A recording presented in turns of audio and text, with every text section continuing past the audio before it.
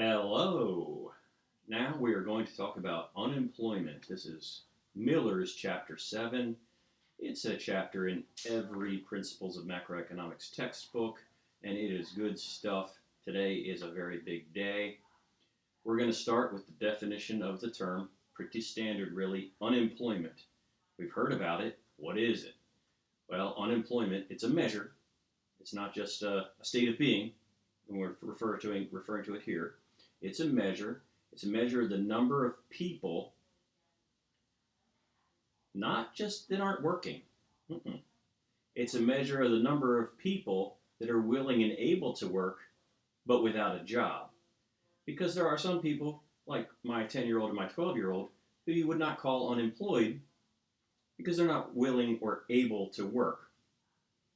There are different categories of people that we could compartmentalize people into. Of groups that are not considered willing or able to work. But the bottom line is, to be unemployed, one is willing and able to work, but without a job. Now, the next term we need to get out of our way here and make sure we have a good feel for. It's called the labor force. Now, I'm going to express the labor force sort of in mathematical terms. The labor force is the employed plus the unemployed. So it's everybody who might be working, right? It's everybody willing and able to work with a job or without a job. That's the labor force. So you can see my kids are not part of the labor force. Now, what we hear about the most is this next term. This is the one that if you're watching any kind of news, this is what they're citing. And they usually don't cite it as carefully as I'm going to here for the first time around. Going forward, I'll probably cite it the way they do. The unemployment rate. I'm expressing it that way with that emphasis on rate, because when something is a rate, it either means it's a flow, it's some measure of a movement over time, or it has some denominator to it. And that's what we're talking about here. The unemployment rate is the number of these people who are unemployed that we just described, those willing and able to work without a job, divided by all of those who it could be, that is that labor force.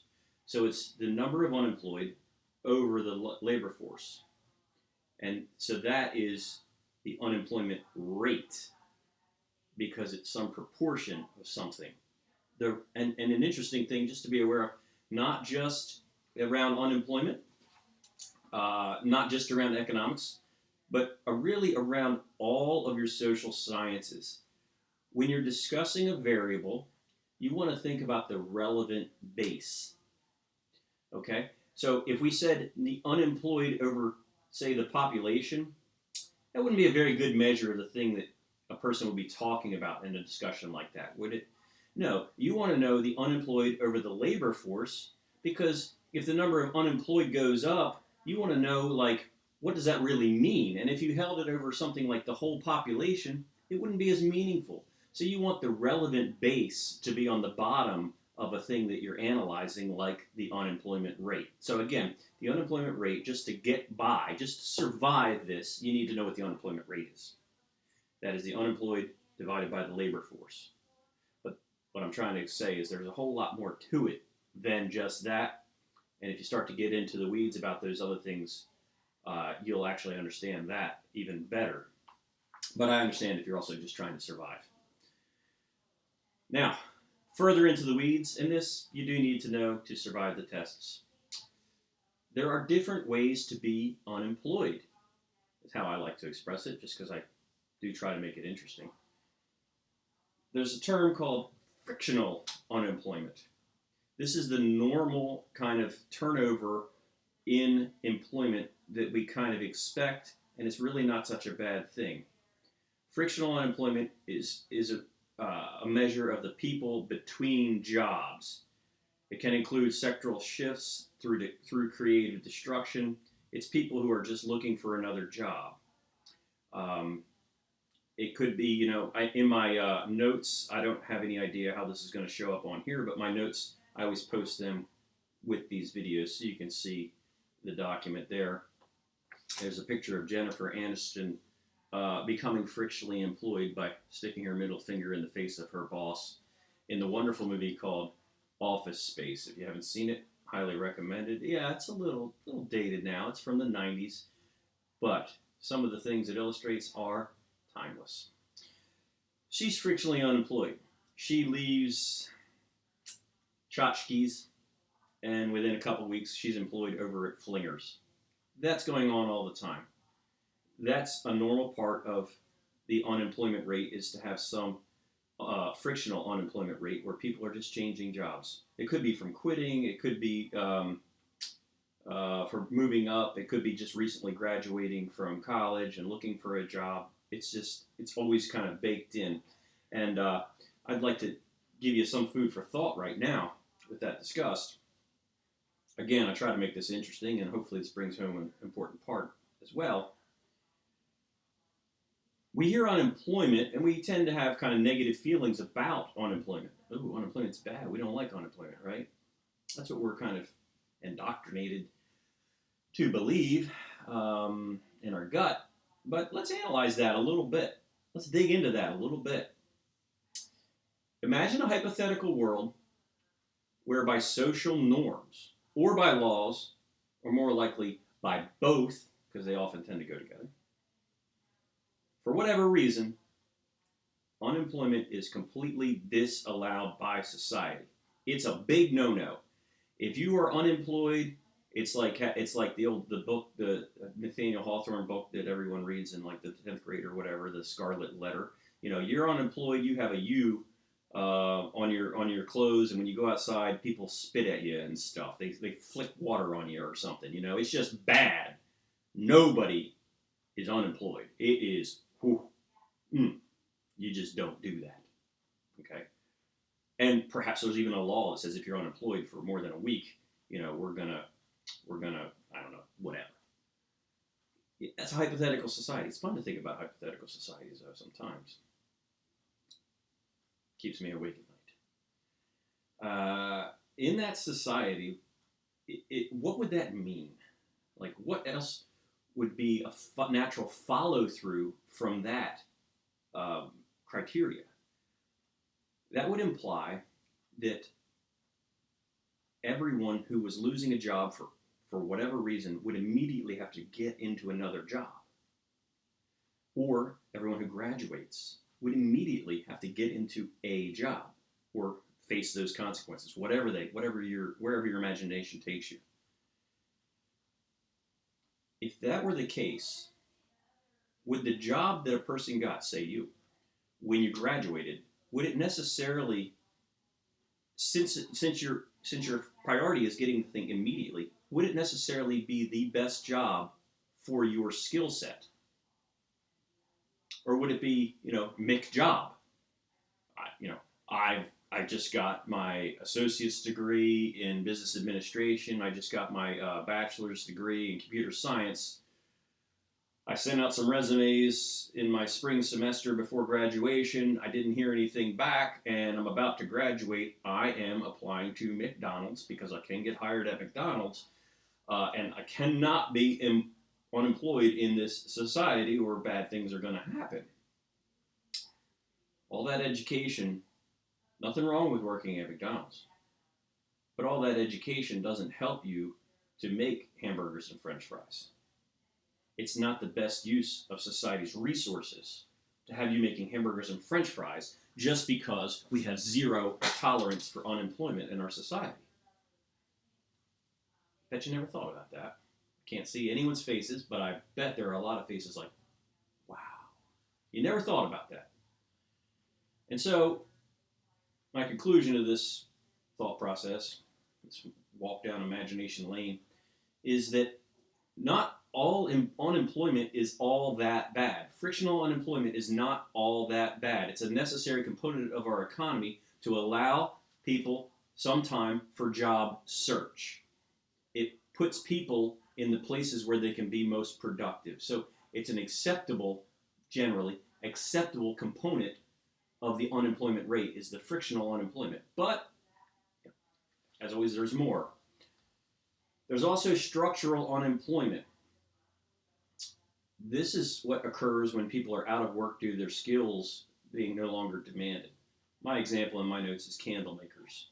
Now there are candles we buy candles, knick-knack around our homes and stuff like that. Plenty of candle makers. There's employment in the candle industry. I'm talking about candle making in 2020 relative to candle making in 1720. Okay, if the demand for candle makers as a percentage of the labor force is not what it was in the 1700s, because we have these. I mean, we have all these lights. We have so much. We don't need candles. Are not what they were as a component of daily life. Um, a more sort of that's an extreme example because it's hundreds of years out of date in terms of the percentage of our economy. So maybe this is a more modern and certainly more uh, down to earth example is the U.S. textile industry. Textiles, we do not in the United States have comparative advantage in the production of textiles. Textiles are clothes and fabric kind of items. Um, we don't have comparative advantage in the production of these in the U.S. And over the last century, the textile industry has quote unquote moved to other countries. Well, if you were a person who worked in the textile industry in 1970 and you were working in the textile industry because your parents worked in the textile industry and their parents worked in the textile industry and so forth and so on, you would now very likely you might find yourself structurally unemployed because the skills that you have don't match the economy that we're in today. And so that means that uh, we, society, in order to bring people up who are structurally unemployed, have to have the means to bring up their skills. And that's not always easy. When you're 45, 47 years old and you've always been doing something your whole life, and it's what your family's always done, and it's working at the mill right down the road from where you grew up and where your parents grew up and where your kids are going to school and where your parents still are and your grandparents are still down the road as well and you're taking care of them, and the mill closes, it's very difficult to say, go get some more skills, become an IT person. I mean, well, it's easy to say. It's easy to say, it's very difficult to do. And so this component of unemployment is a pretty negative kind of thing, structural unemployment. Uh, but the other side to that is it's a fairly constant thing because that doesn't happen overnight. This kind of shifting in the economy, um, but it's there. So frictional unemployment is fairly constant because this turnover is a fairly constant thing. Structural unemployment is fairly constant because it's just not that volatile of a thing. Some authors also point out a major cause of structural unemployment is unions and minimum wage. When we looked at minimum wage, we saw that we would have expectations of unemployment to go with it. Well, that's a stagnant kind of unemployment, right? Because it's due to that wage law. And so we don't expect that to change. So that falls under structural unemployment as well. So the first two types of unemployment that we've talked about, they're fairly stable. Yet the unemployment rate is this thing of focus. It's inferred weekly on Thursdays from what are called the ADP employment and unemployment numbers, and I don't remember what ADP stands for. It's not the official measure of the unemployment rate in the United States. It's a leading indicator of what that's going to be. The ADP has to do with the weekly unemployment claims, those who file for unemployment, which, if you think about it, is not necessarily a great indicator of what the actual unemployment rate is, because the unemployment rate is those willing and able to work without a job divided by the labor force, right? So that's a theoretical kind of thing, and unemployment benefits affect whether or not people file for unemployment. So it's not really the best measure of the thing we're looking for, but it's a decent measure, right? So that comes out weekly. Every month, the Bureau of Labor Statistics, BLS, provides our official unemployment data, and that's the Bureau of Labor Statistics is a government agency. We know from those data that the unemployment rate moves, and so far we've talked about two things that are pretty stable. So the unemployment rate, the piece of unemployment, the type of unemployment, and the component of the unemployment rate that drives The swings in the unemployment rate is called cyclical. Cyclical. Cyclical unemployment has to do with layoffs and hiring with the ebbs and flows of the economy, recessions, and expansions, and that type of thing. So cyclical unemployment, when it's very high, that is an indicator that the economy is not doing well, or as well as it was when the unemployment rate was low. It goes with output in the economy. When we're producing a lot in the economy, firms need workers. Cyclical unemployment falls. When people aren't buying stuff, the output of the economy goes down because people aren't buying it, and firms don't need workers. So they shed workers. That raises the unemployment rate. That volatility from layoffs and hiring, that is the driving force of cyclical unemployment, our third type of unemployment, and which these types of unemployment are categories within the unemployment rate, things that contribute to it. And this is the one that is very volatile. There's another one that has a cycle to it,